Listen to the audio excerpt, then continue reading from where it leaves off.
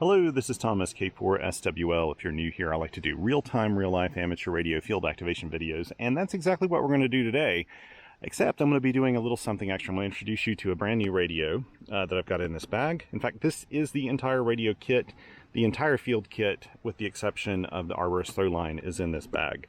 I'm out here on the Blue Ridge Parkway at the Craggy Gardens picnic area, and it's windy up here.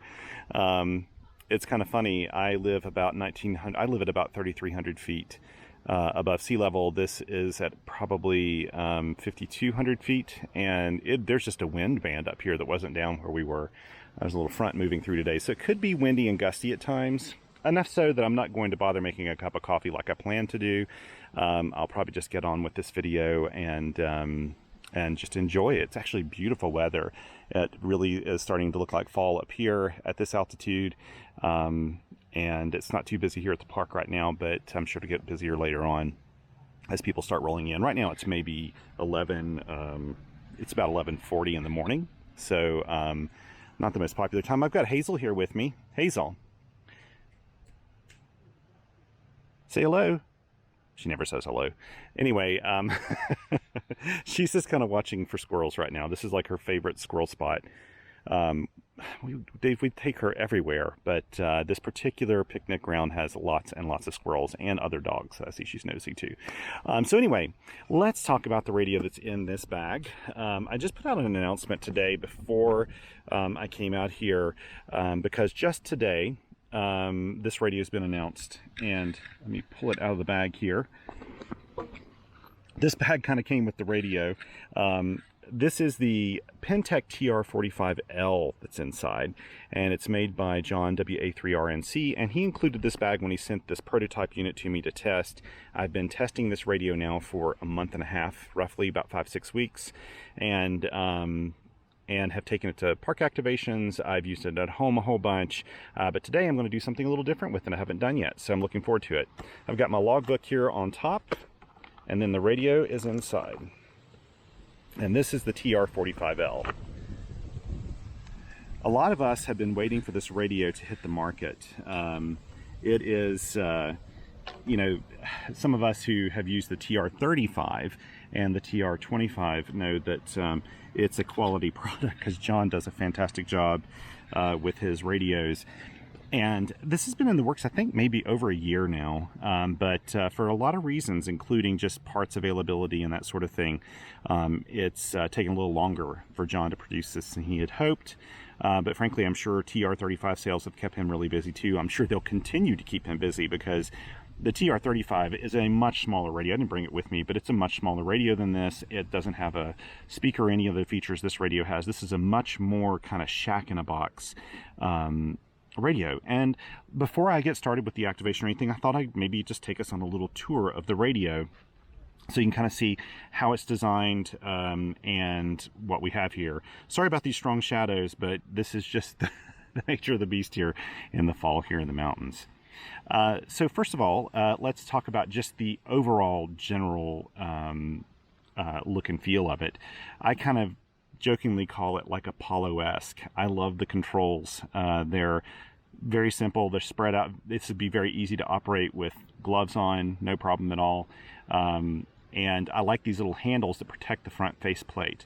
You could set this on top like this and it would be fine. It would work, you know, it would protect all of the front panel. I like that. I don't think there's any need for any kind of extra optional protection for this radio. Unlike the TR-35 and TR-25, this actually has a built-in speaker on the side. You can see it here. The speaker is, I don't know how many watts, maybe 2 watts, and it sounds amazing. At first when I saw this, I thought, you know, having a speaker mounted on the left side, I'm not sure if that's optimal, because usually either a speaker's front-facing, it's facing toward the surface, or it's facing upwards. You don't see them on the side a whole lot, but I tell you what, the speaker on this sounds amazing. And I think actually this placement's great because it uses this whole chassis as sort of like an acoustic chamber for the speaker, and it just sounds really nice and warm and beautifully tuned for CW. reminds me very much of like an analog radio and how it sounds. I think it's really wonderful. So the speakers on the side here. On the back, we have a lot more. Now, I should tell you that one of the reasons, what we're going to do today is use this, which is a Z-Match tuner that he has designed for this radio. It's an option. So the radio itself, I think the kit version of it is a little less than $450.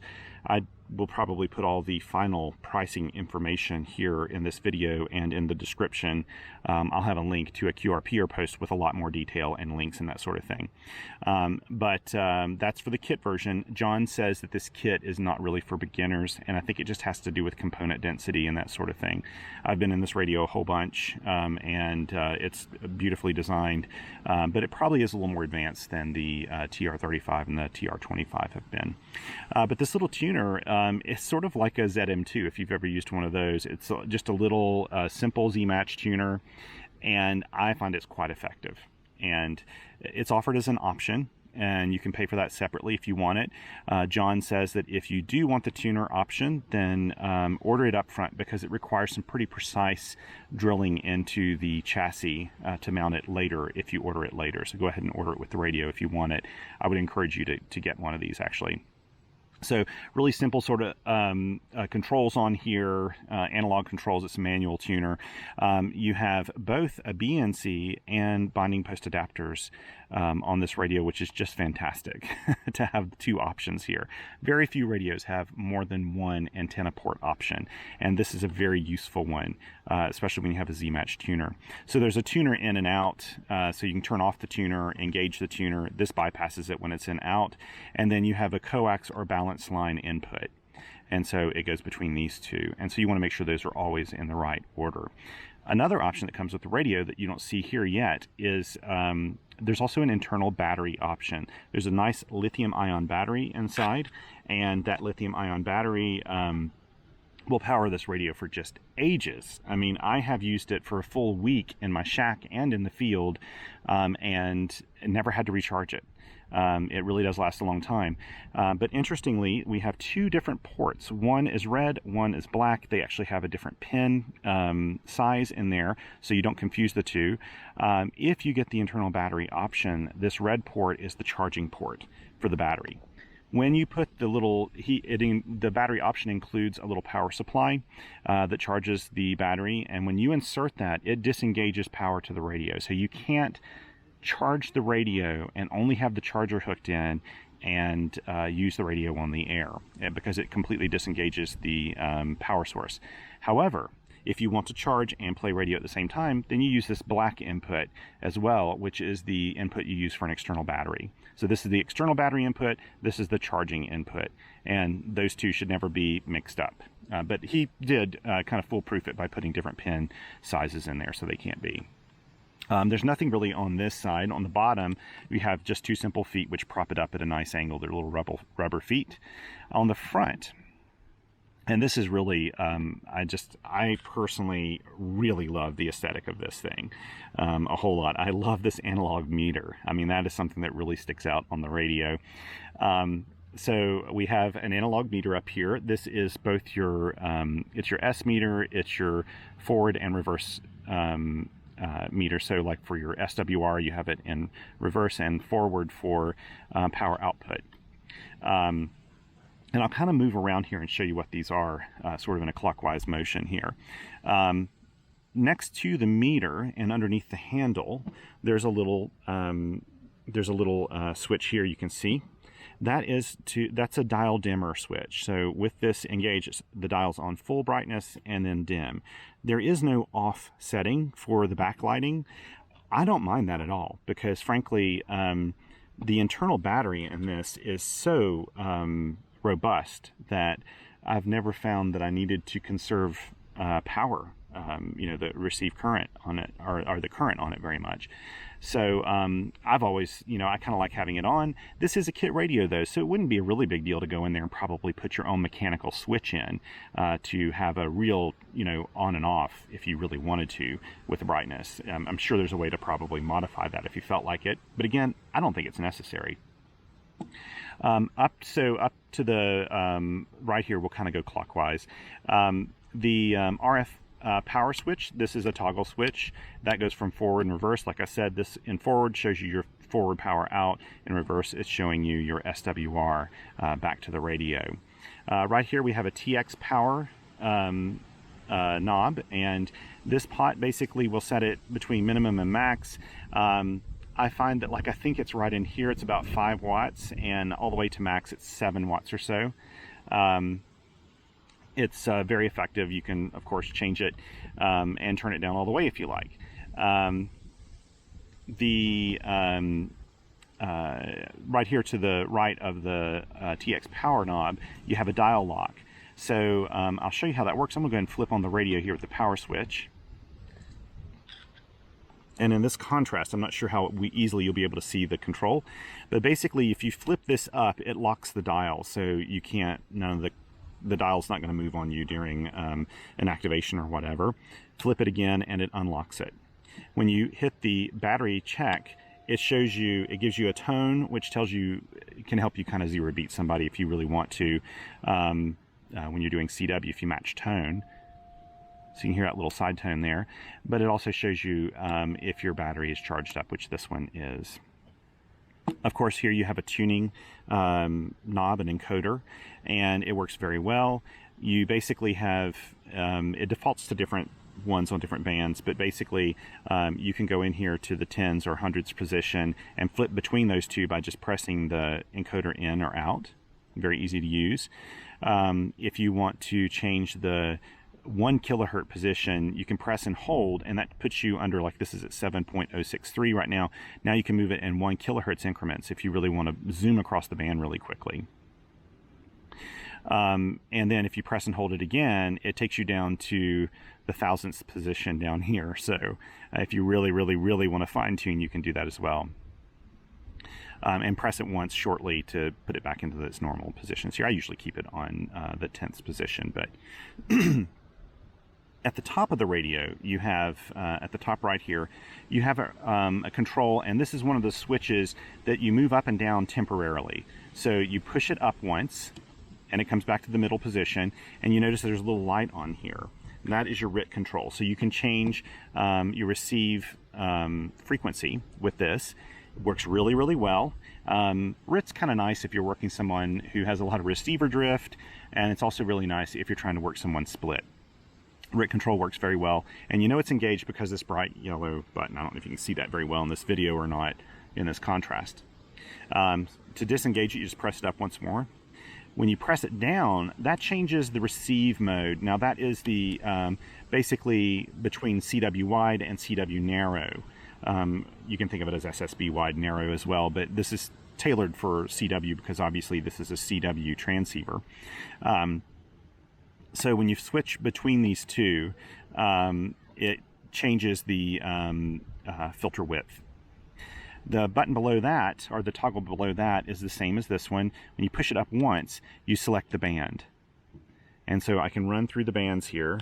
See if the camera can even focus on this in this light.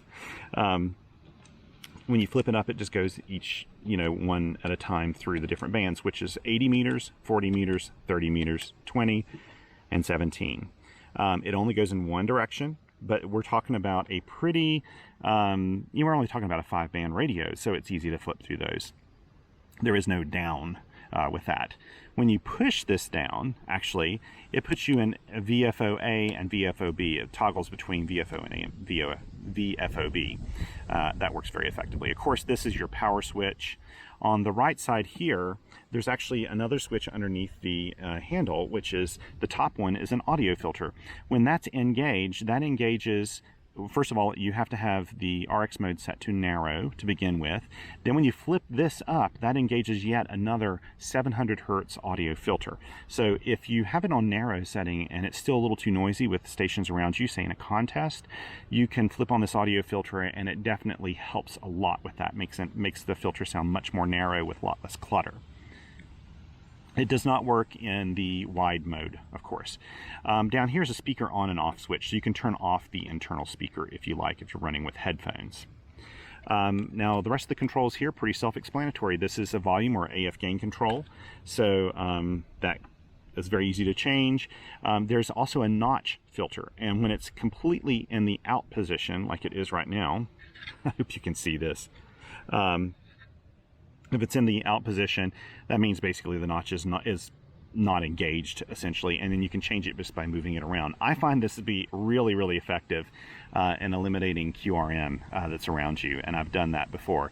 My new computer emanates like a little bit of RFI on the 20-meter band, and I've actually been able to mitigate that a little bit with the notch filter if I happen to be in one of those kind of birdie areas. I can use the notch filter to kind of help make that sound a lot better. But of course you could use it if you have an interfering signal to notch it out.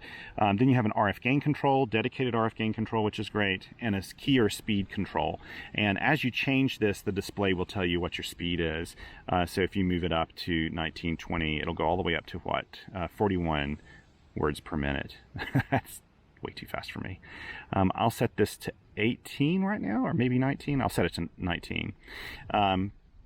You also have a separate, just like with the TR-35, separate paddle and key ports. So basically, if you have a straight key, you can just plug it directly in here, and if you have paddles, you can plug it in here.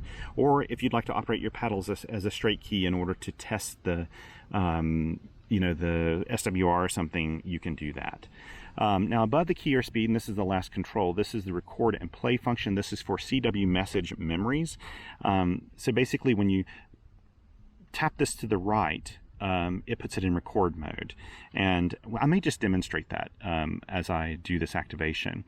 But you record is one side, playback's the other side. So when you're doing playback, you can just hit play really quickly and then tap your key on the right or left paddle in order to engage either message 1 or message 2. So it's 2 messages that you can record. That's about it for the front panel of this radio, and let's go ahead and put it on the air. And what I plan to do today is actually just use this Z-Match tuner with the balanced input, so with these binding posts, and that's the idea. I haven't done this yet in an activation, and a lot of the reason why is because during the development of this, I didn't know if this was going to be the actual final version of the tuner. And it is, and I think it's very well chosen. This is the one I suggested. It works very simply, works really well, and it has a nice range of matching, I found. Yeah, let's give this thing a go and put it on the air. I'll tell you what I've done. I've already launched a line into the tree here with my arborist throw line, and it's basically going up in this tree over here. It's way high. The antenna I'll be using, John actually sent with me as just to experiment. He just sent 2 bundles of wire. And so basically, I think these are, I'll probably measure it when I get back to my house. I think these are probably 25 to 31 feet each. But I found that I can tune it on 40 meters and up with this length. So this works really well. This is just regular old wire. So yeah. I'm going to go ahead and set this up and we'll be ready to go.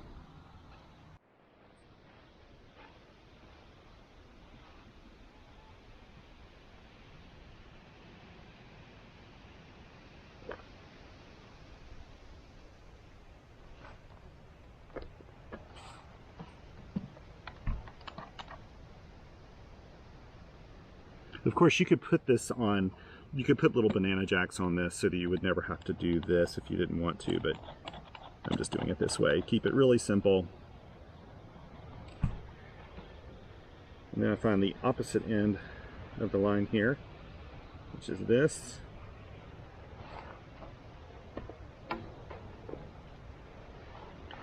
Hook it on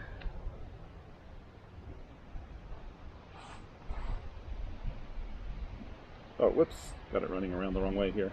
There we go.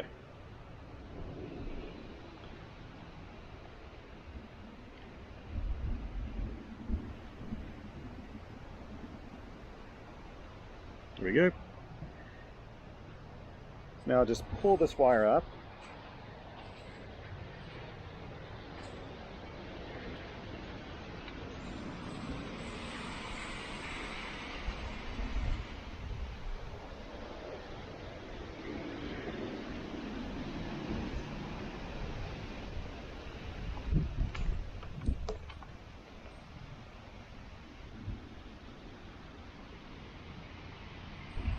Now I'll just put out the counterpoise wire. Untie this, and we'll hook up the counterpoise wire here to the radio. I mean, this really couldn't be more simple. We'll see how it performs. Conditions are not good today. They're just not that great, but we'll see. I did put out an announcement that I'm doing this because I want people to be able to listen to what the radio sounds like. Because a lot of people ask, you know, how does it sound on the air? Well, I thought people could just kind of come out, and if they happen to not be working today, I can be pretty flexible with my time. So I'll just lay this down on the ground over here, probably throw it out that way. I want to throw it in a place where I know other people won't walk around. You know, I'm probably going to do it off to the side. Nope, Hazel will get in that. Okay, I'll put it out here.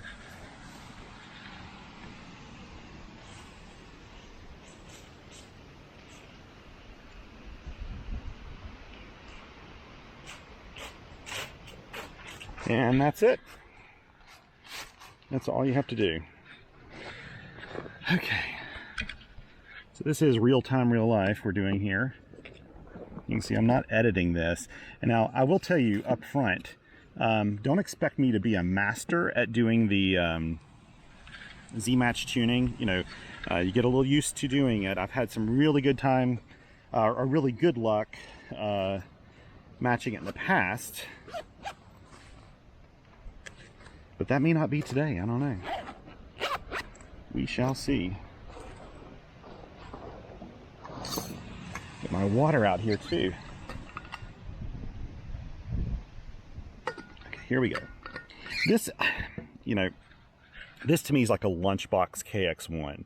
I say it's a lunchbox size. It's smaller than a lunchbox. This is not a big radio. You can tell just by my hand here and by the size of the key. It's not a big radio at all. Very, very portable. This is just a simple little camera bag, really, and it's holding the entire radio just perfectly. So, yeah, not a big radio. It's a little chilly up here. You can hear all that wind.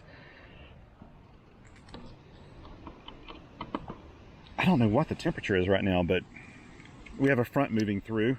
This is right before the hurricane moves into, yeah, this will work fine. This is not a key I typically take to the field. I just grabbed it this morning because I could. It's a little CW Morse. It's basically like the pocket paddle, but it's mounted onto a nice metal base. It's very heavy. You know, you're not gonna, that's not gonna fall down while you're using it or anything. And let's see, let me put it over here. Now let's try to tune up. Let's go to the 14 meter band. Let's turn up the volume here.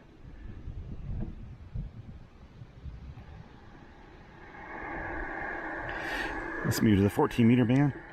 Whoops, yeah, I did that the wrong way.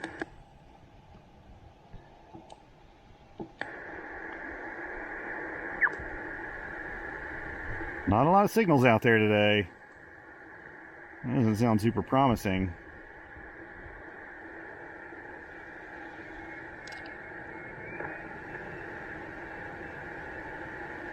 Try to find a free spot here. Okay, so I'm on 060.5. You probably can't see that. Even with the dial light turned up, it's just super high contrast today. So you turn it down here a little bit. And what I'll actually do is put this in the key position, turn down the TX power to do this. Keep the power down kind of low. And then I've got this engaged, so what you want to listen for is the audio to increase and max out.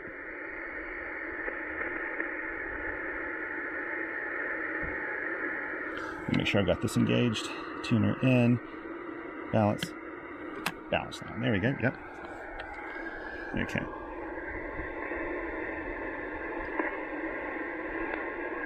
That sounds pretty good right there.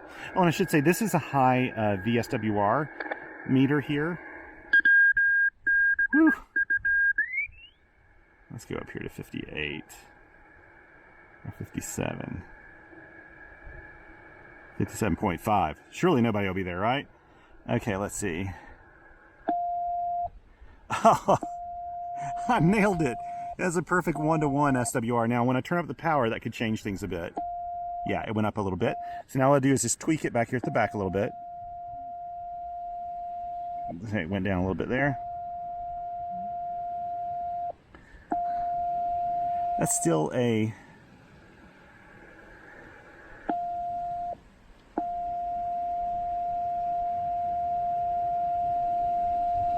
This works on very light tuning. There we go. I may actually just turn down the TX power here a little bit. Let's see. I'm gonna listen one more time.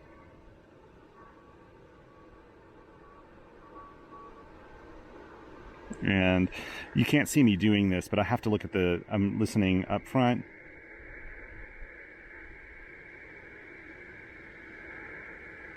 Okay, let's give this another go. Because you're basically changing two values. There we go. You know what?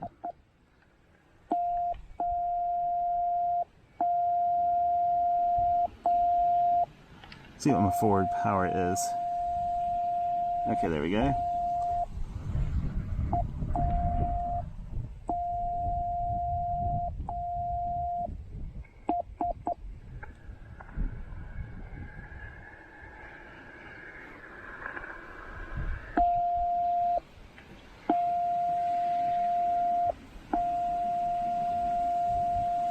Hate to be one of those tuner-uppers, but I'm still getting good at this myself.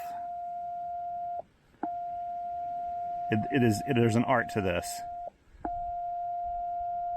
You kind of adjust one, then you adjust the other, then you adjust the other. You know, I'm comfortable with that. I think it's about a 1.7 to 1. Now this is on 20 meters. Probably could stretch out this counterpoise a little bit. I think I'll do that here.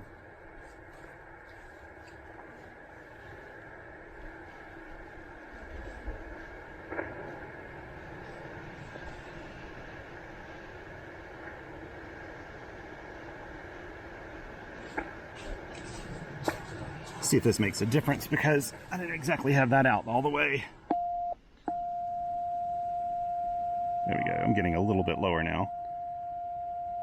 There we go. Yay. So like I said, there's an art to doing it.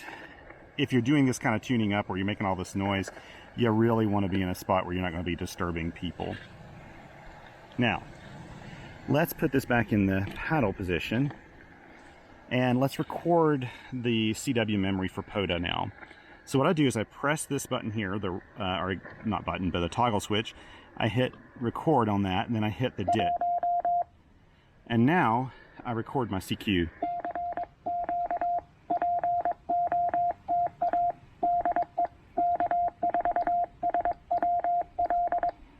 And then you just wait. And now I'm gonna turn my power down about all the way, so I can listen to it, because it will transmit when you play it.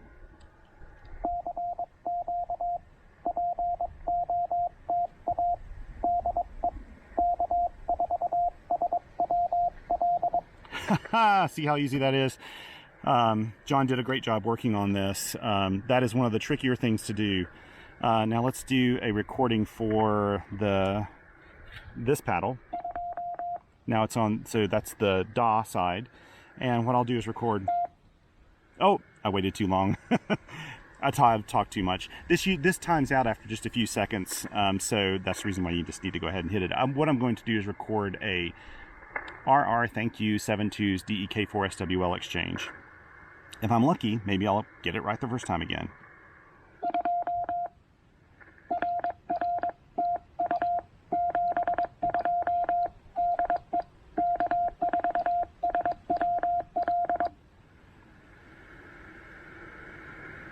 Okay, now let's see if it'll play.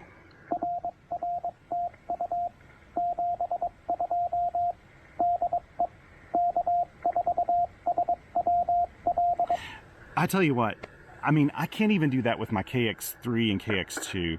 It's almost impossible for me in the field to get it on the first go like that. John did an amazing job working with us on the beta testing with making this work right. He's a CW operator and he knows what he's doing. So let's see here. Again, not ideal lighting, very strong lighting here, but we're going to give this a go. And let me get my logbook out, turn back up the power.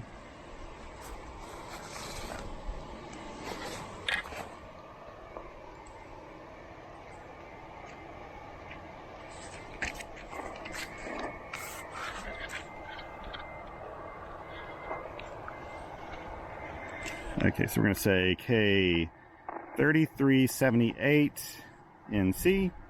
I need to remember to try to add that to my logs when I do this. This may be hard to see, but, you know, I don't know what to do about that. It is what it is today. Just like the wind. I didn't order the wind. It just came. And I should say, if you're looking at this video and you've never seen any of my videos before, I need to apologize. These are not your typical YouTuber type video. I don't consider myself a YouTuber, really. These videos are all done without edits so that you can really see how things work in real time. That's not to everyone's liking, I know, and that's fine with me. I'm not out to have a massive subscribership. I just really like to do the videos the way I do them. And in exchange, you have no ads in your videos at all. I turned off monetization with YouTube the moment I started doing YouTube videos. Okay, let's see. Blue Ridge Parkway. There's somebody a little off. They're way off. Maybe I'll go up to 57. There we go. Okay, Blue Ridge Parkway, 20 meters, CW. And the time is 16. I don't know what it'll be when we do it. So now I'm going to do play.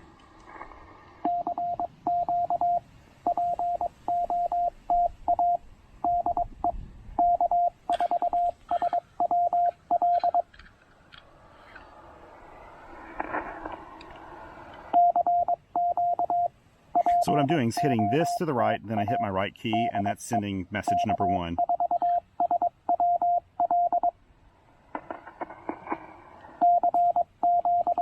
We'll see if anybody's out there today listening. I'm hoping that it'll spot me, that the reverse beacon network functionality is working with the POTA group, because my signal isn't all that great up here. So it also has proper full break-in, you know, what a lot of people call QSK. No relay clicks, no nothing.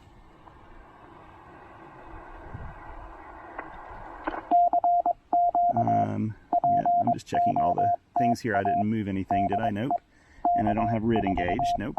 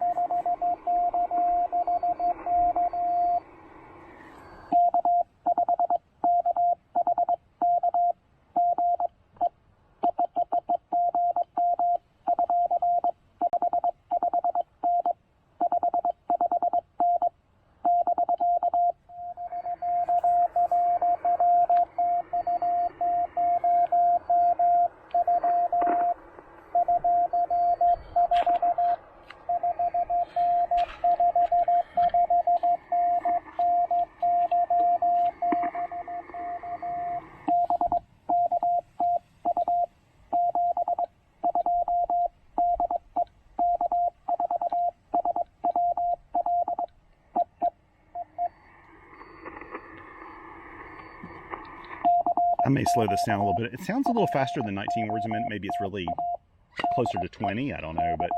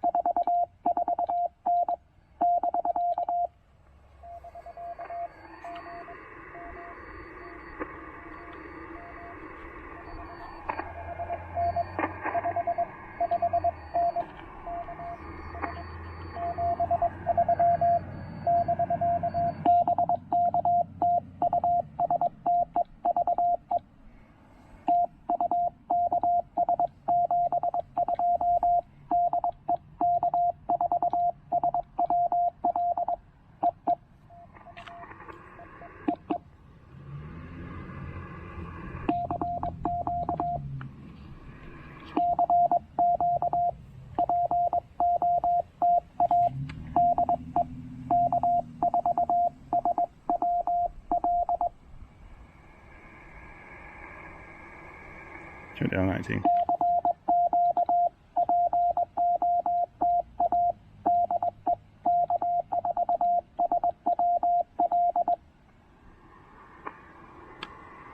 Bands are pretty rough today, I can tell you now. But listen to the audio. To me, this audio sounds analog, which I love. About the clearest audio you'll get from a field portable radio.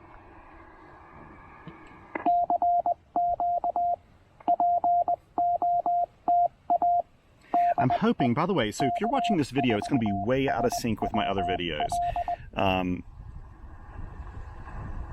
This video is basically very current. This is Monday, September 26th, I said, and I'm hoping to upload this within a day or two, depending on my bandwidth.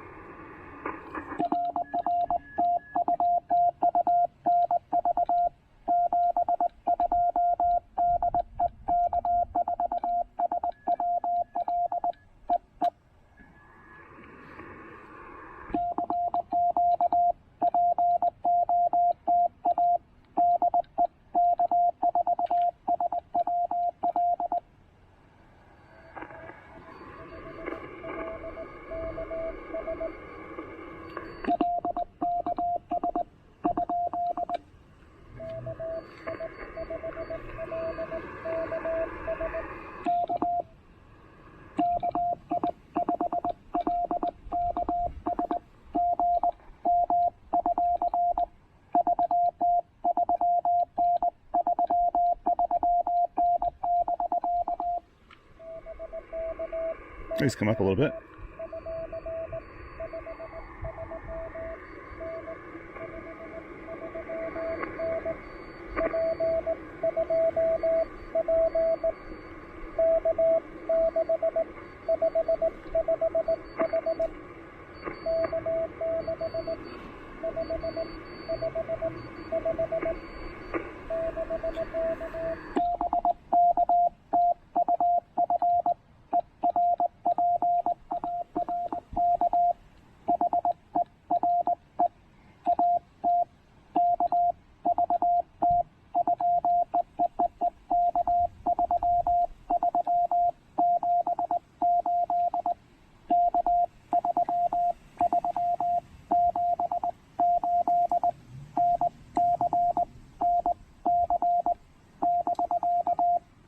Make sure you got that.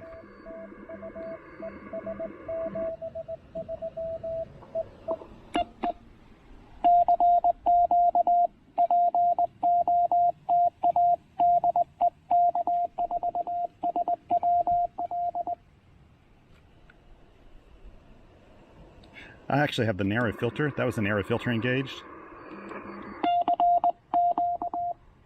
Now the side tone, like the, I think actually the Argonaut 5, the side tone's connected sort of to the volume control. So the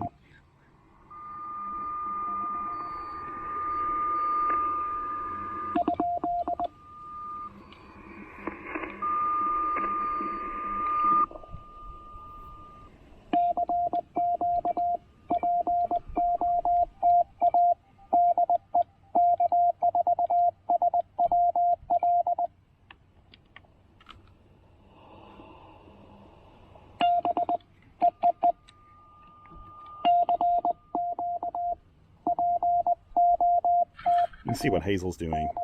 She's just, she just chills out and sleeps. That dog sleeps 23 hours a day.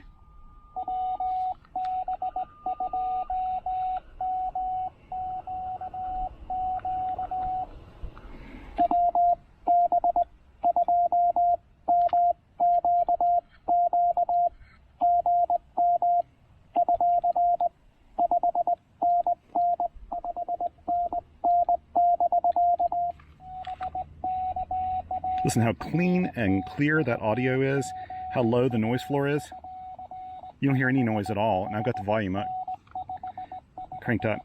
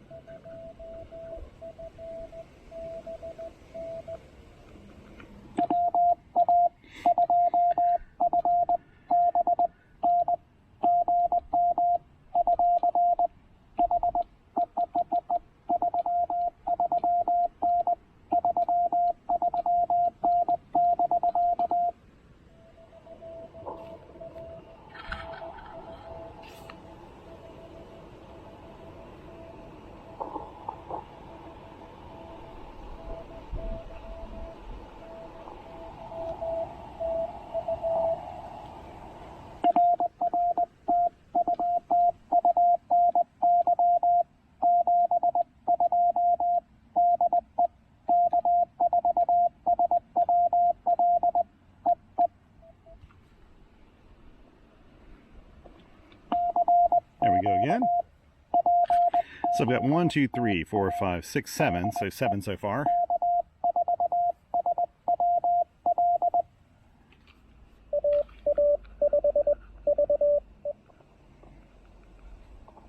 Okay.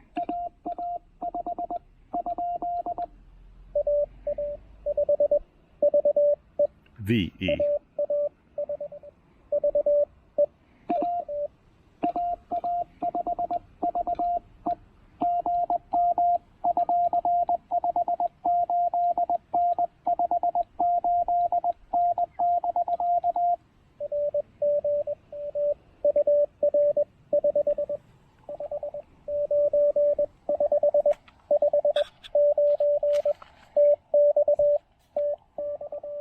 Texas.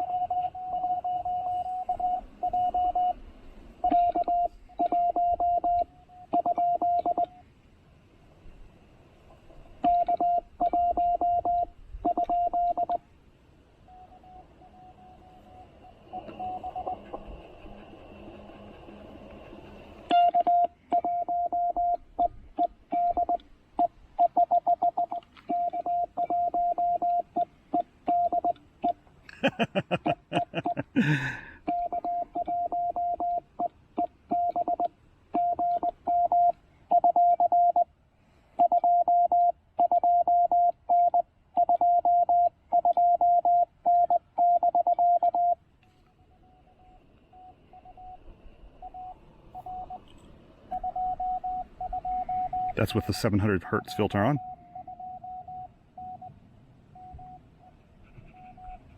Main.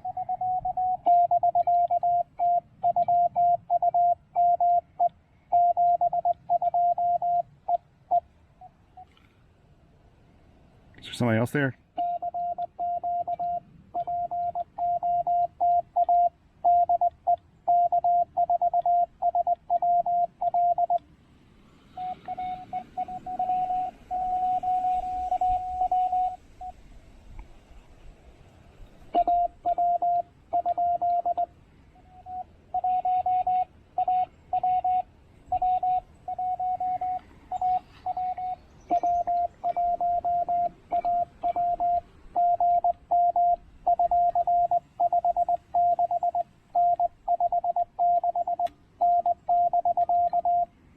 I keep forgetting to send North Carolina. Not that it matters that much. The POTA system takes care of all that, but it's just a nice protocol.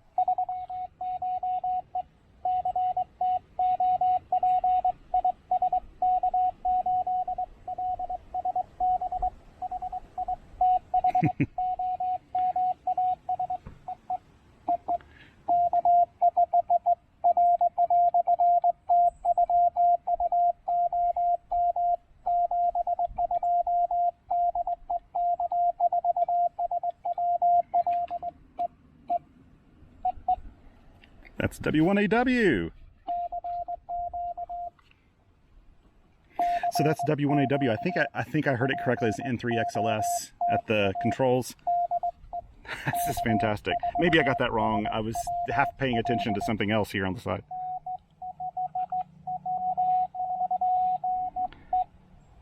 Okay.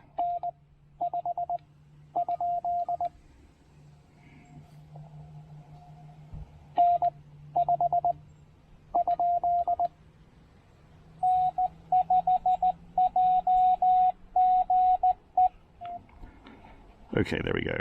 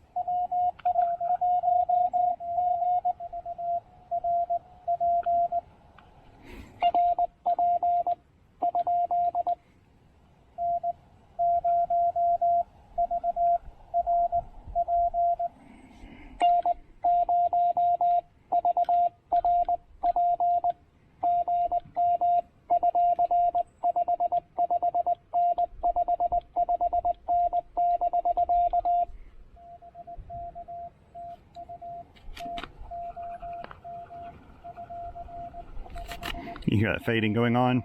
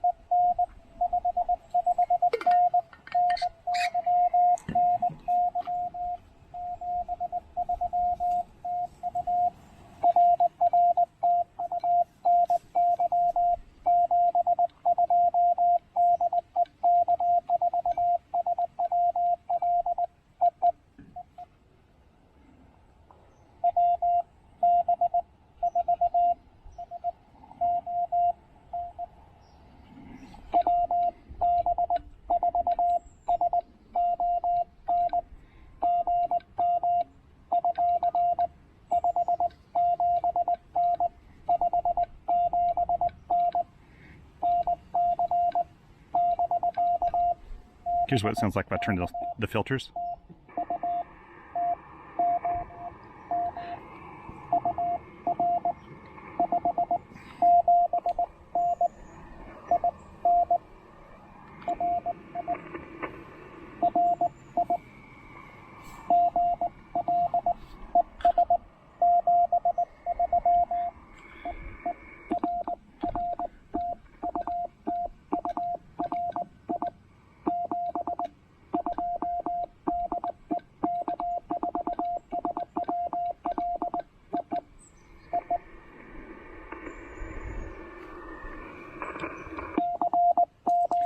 You can hear a big difference in the audio when you open it up. It kind of makes it louder, but you also hear more stuff around you. But there's not a lot around me right now, so I may leave it. I go wider more than I go narrow. But also, I'm turning up the volume here, and I normally wouldn't do that if I were just operating. I couldn't tell if some of these really weak signals I was working, if the camera would be able to pick up that audio or not. So I was turning it up and then turning it back down so that the side tone wouldn't just like blow everybody away.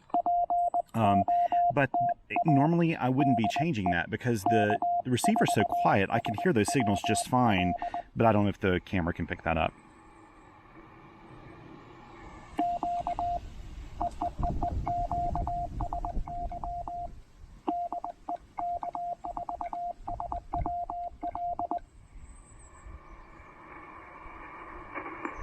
Is there somebody in there?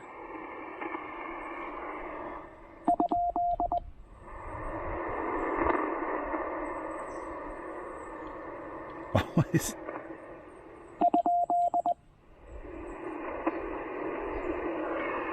No, I'm just not hearing any. Okay, let's put on some filters. No, that sounds like something else. I don't think that's somebody calling me. I think that's just something else that's nearby. Okay, so let's move down to the, I've already said I'm going to, so let's move down to the, let's try the 30 meter band. Now, again, disclaimer. No clue how quickly I'll be able to tune this guy, but I'm going to try. While I'm doing this, I need to get something out of my pack here real quick. Just a second.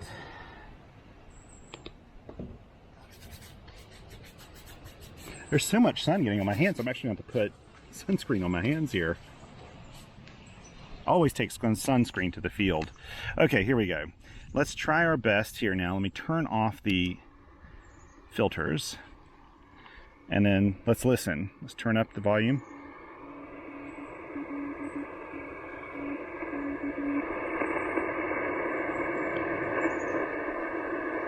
Sounds pretty good right there. Let's...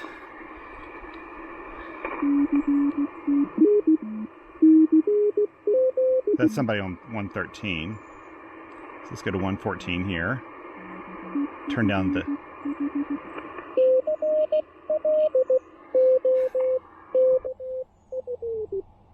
Let's move way out of the way. I don't want to interfere with that person.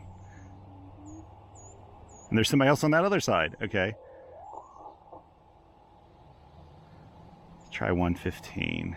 Again, I'm going to move it over to the key side of things so I can give it a straight tone.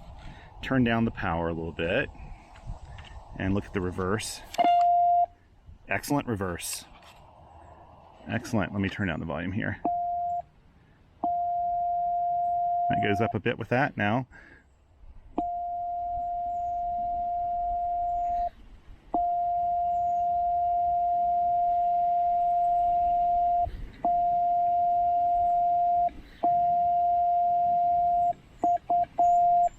Okay, I'm going to turn down this a little bit. I'm not getting a beautiful match on 30. I could probably fiddle with this a little bit more, but I'm not. I'm just going to turn down the power to the point that I'm getting like no VSR, VSWR reading here.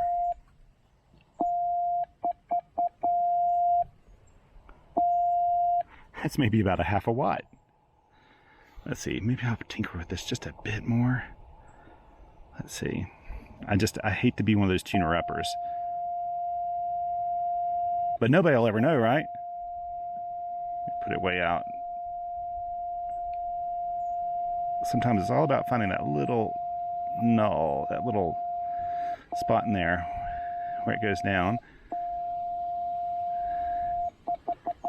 Okay.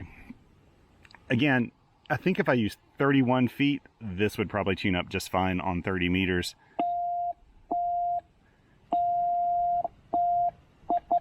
Okay, let's just go for this. Here we go. Go back into paddle mode here.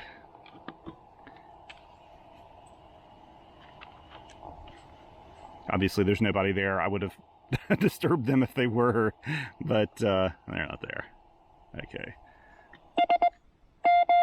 I mean, that's like a really good... you know what? I don't think we even have to worry about... I think the VSWR meter I've discovered... I did an activation with this radio on 40 meters, and it was just going gangbusters. And I think that this actually, in my unit, is showing... It's lighting up even when the SWR is still pretty acceptable. So I'm not going to worry about this too much.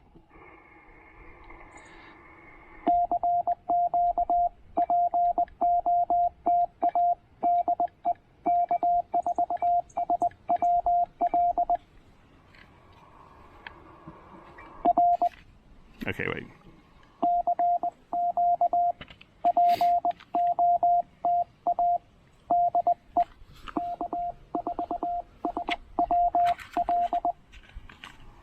You know, something I always forget to do that I need to do right now? Take photos.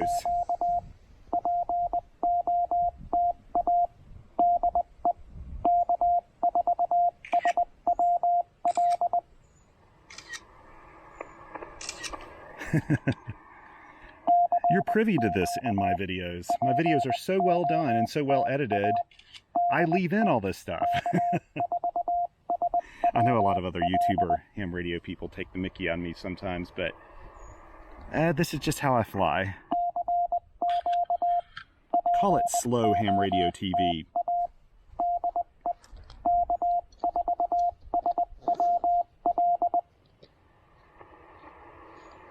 Someone's going to come back to me while I'm doing this, I just know it.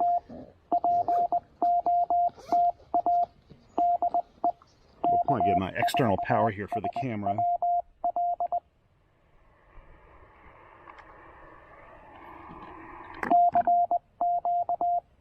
Here we go. Sorry, so make some noise here. There we go. I got enough power to last for a while.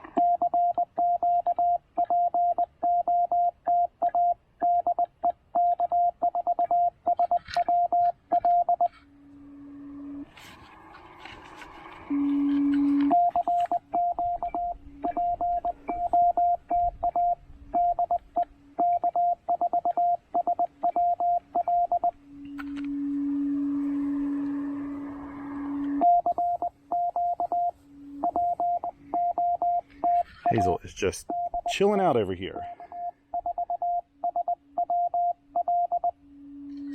Honestly, that's all that dog ever does anyway, is sleep. She's an awesome dog, actually.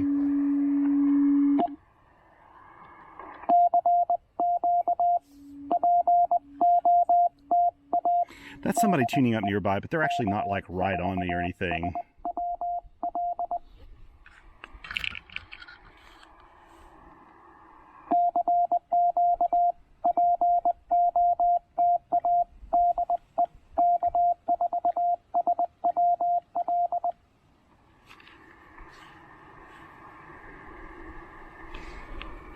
.30 may be dead. My buddy Mike KRAT told me that 40 meters was washed out today. That's probably the case. Now, of course, on a little short wire antenna like this, once you go below 20 meters, it's not going to be efficient. Even if you do get a match, it's not going to be super efficient.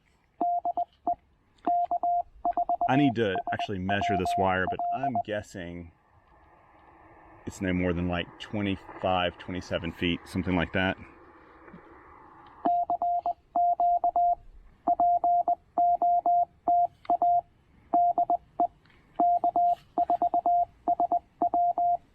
The important part is I found that with an end-fed half wave, like a 40-meter end-fed half wave, I can use this balance line tuner to tune 30 meters and 17 meters.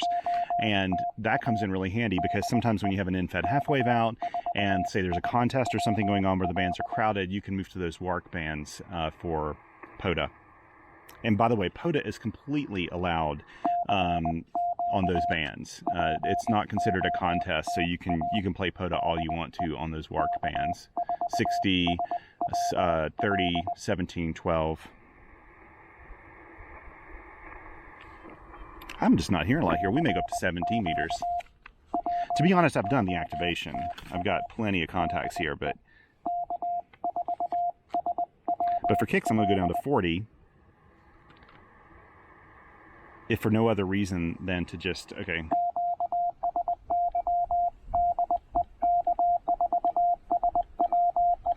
Just to see if I can tune it up. There we go. So let's go 40 meters.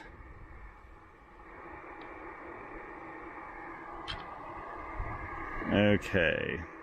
Turn the power down a bit here.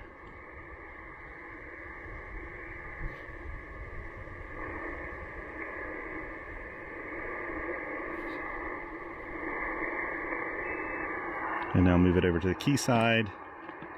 I think that's about as loud as I can get that. Okay, now you okay.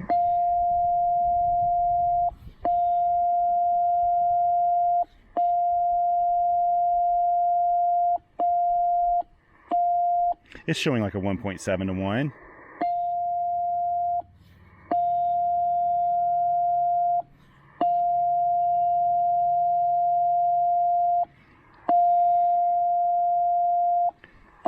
.6 to 1, I think. I could probably try it here now that I've blown anyone out that's at the area. I should have sent QRL. I should have done all that. I'm just not thinking today. Don't follow what I do. Do as I say, not as I do. Isn't that like the words that fathers have given for generations and generations? But you probably shouldn't follow that advice. But I have a hunch that this is a pretty dead band. We'll go ahead and try anyway.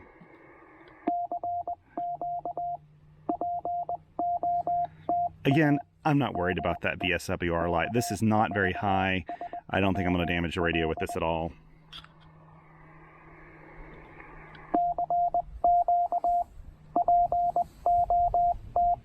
This goes all the way down to 80 meters. Now, there's no possible way it's going to match 80 meters on this little tiny short antenna. I think this is probably 25 feet.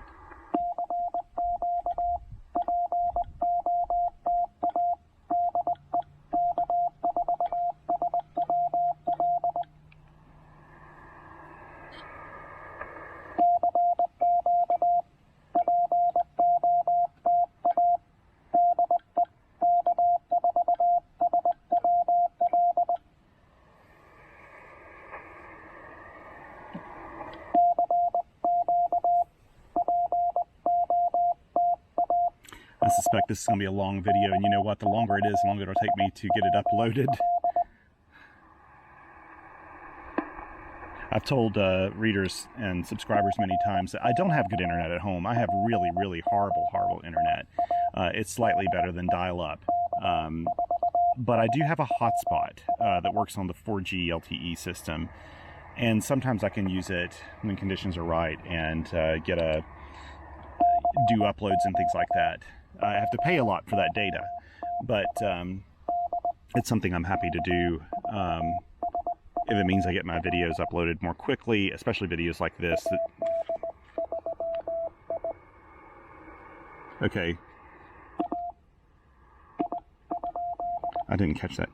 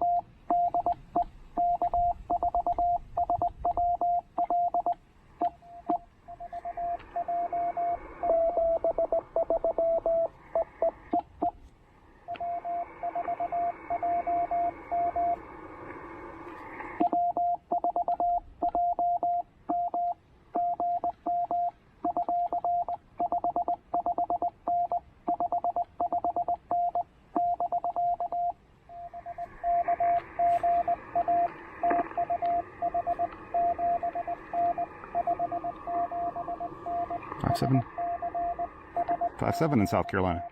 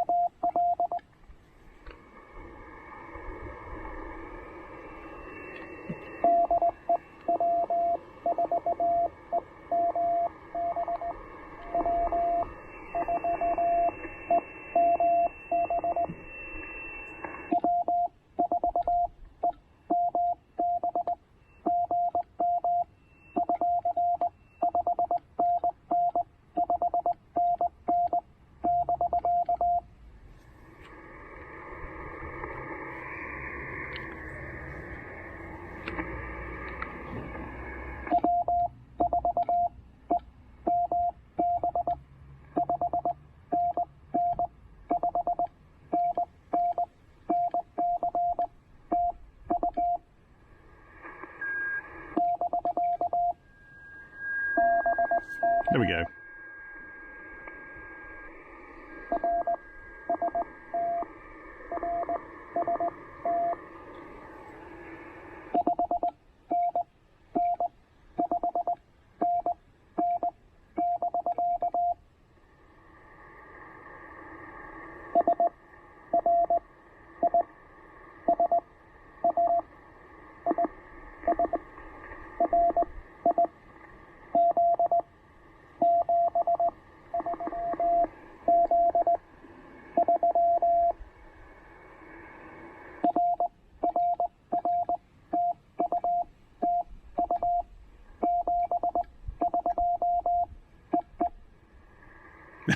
I really screwed that up.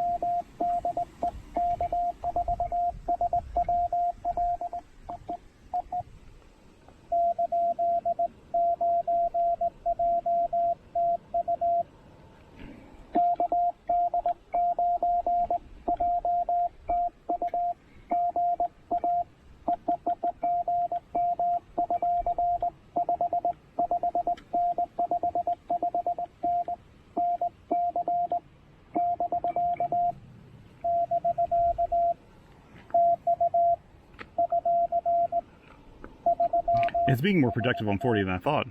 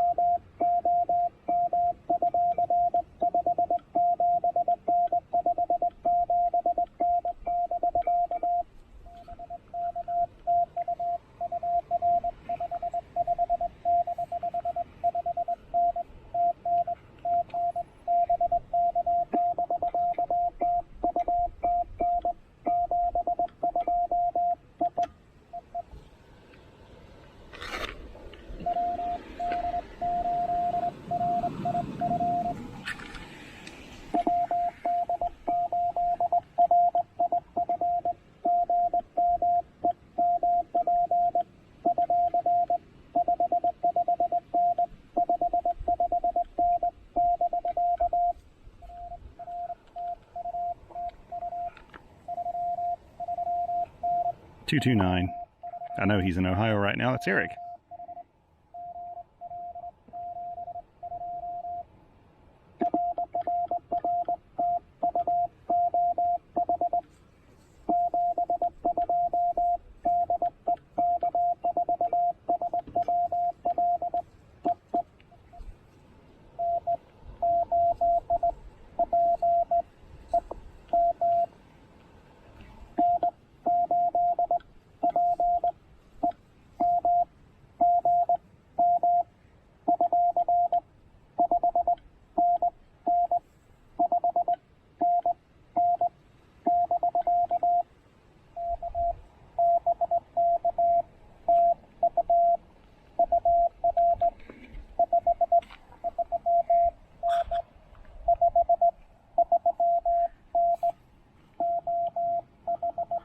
Another Ohio.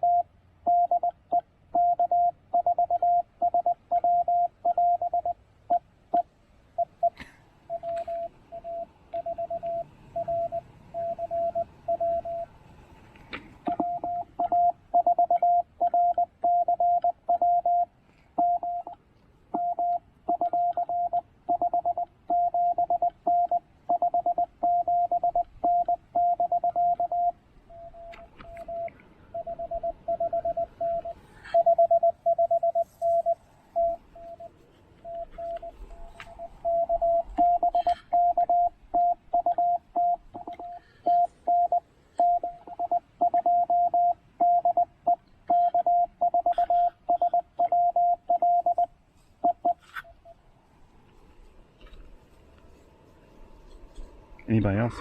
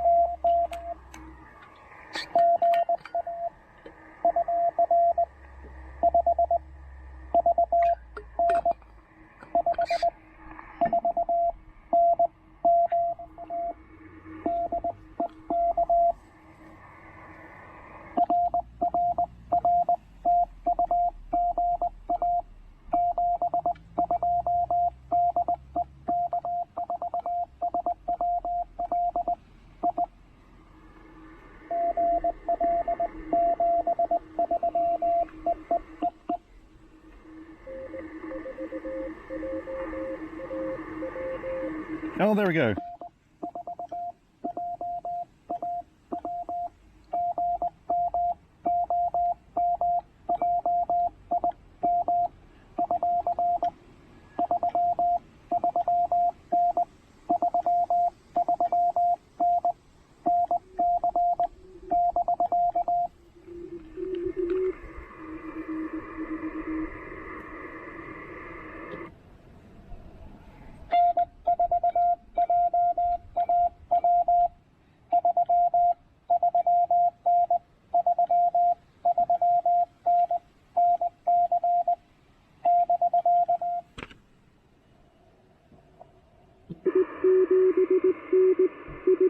There we go.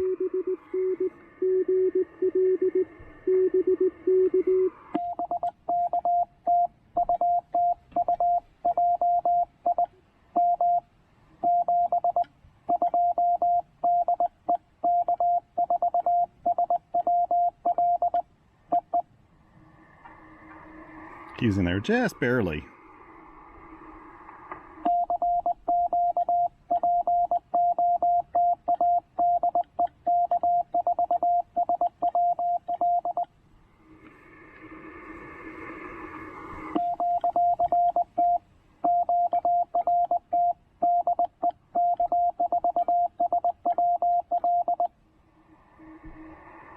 Okay, I'm gonna call it quits right now. And the reason I need to do that is my video is now over an hour long, and this is gonna take a while for it to upload, and I want to upload it in fairly short order. But you can see this actually worked out really well. Like the, again, I'm not too worried. Wait, you know what? I never got a 30 meter contact. Let me put 40 on there and put 30 above that. I want to make sure I got that correct in my logs. There we go. Yeah, so 40 meters was doing better than I thought it would. It wasn't doing well this morning. 20 meters did just fine, actually. All the way out to Nevada, up into Maine, and no Florida stations there. They're too busy right now prepping for a hurricane, I think. I was hoping to find AE5X while I was out. Didn't give him a lot of notice, though, to be honest. But he also has a TR-45L. He's also been evaluating this and working to beta test it. So he'll also have some very informative things on his website. Just look up AE5X and you'll find his blog. But yeah, this was just fantastic, actually. I love this radio. It's really hard to describe, but it just has a fun factor that is, I don't know. Maybe it's its looks, its audio so nice, the receiver's so quiet. It just does what it's supposed to do, and the internal battery works really, really well if you were to get that option. I think I would recommend getting one fully decked out with the battery, the ATU, and everything. It's just a good radio. Let's see, I'm going to turn this back on and move the band selection switch up before I hear anybody calling me. There we go. One thing I wanted to try was to see if I could get this little tiny wire antenna to work on 17 meters. I should say, this isn't ideally, it's not really ideally deployed. It's not exactly in a perfect vertical position. It's sort of like it slopes up, but I don't think that matters too much.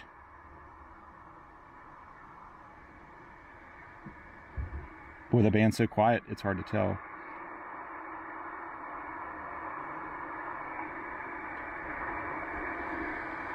I can't really tell. I'm gonna have to just try this and see. I'm not gonna transmit. I just want to see if I can get it to tune up on 17 meters while I'm out here. Be patient with this. This is not an automatic antenna tuner, so you need to be patient and just learn.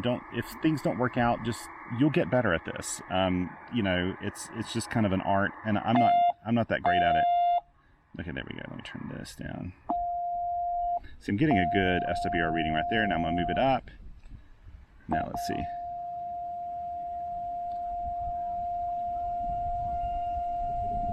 There we go. That's all the way. And I can tweak this back and forth, and I can get that down to a level that's very acceptable. It's right on the verge of where that VSWR meeting. But if I spent more time with it or tweaked the antenna a little bit, get that going. So it's resonant right now. It's fine. It's probably a 1.5 to 1. So the little antenna tuner works quite well. It really does, and it couldn't be more simple. Just with this radio, a couple of wires, and a key, and you're on the air if you have the antenna tuner and the battery. Now, of course, if you decided to not do the antenna tuner, that's fine too. Just get a resonant antenna and pair with it, or pair an external antenna tuner. But I think this is fairly affordable. I think it's $80 or less. I can't remember now, as an option. The battery, I can't remember how much. It's either 60 or 80 as well, I believe. So yeah, I think that these are two really good additions for this radio, because it turns it into what I call a shack in a box, which just means the entire radio station is in this box. You've got a power supply, you've got an antenna tuner, you've got the radio itself. It's just all there. I've got to say, I love the controls on this. I love, I think it's very easy to operate in the field. It's beautifully designed for such a simple radio. So if this is your sort of thing, then I would encourage you to get one. If it's not your sort of thing, if you want a radio with more features, then I'd look to, another, like an SDR based radio or something like the TX500 or an IC705 or, sort of one of the more full feature general coverage radios. If you like to play CW with a really kind of lightweight, fun radio, and especially if you like to do kit builds, go for this radio. Anyway, I had better head on and get this video set up and edited. Mainly just putting titles in. I don't have any edits in it at all.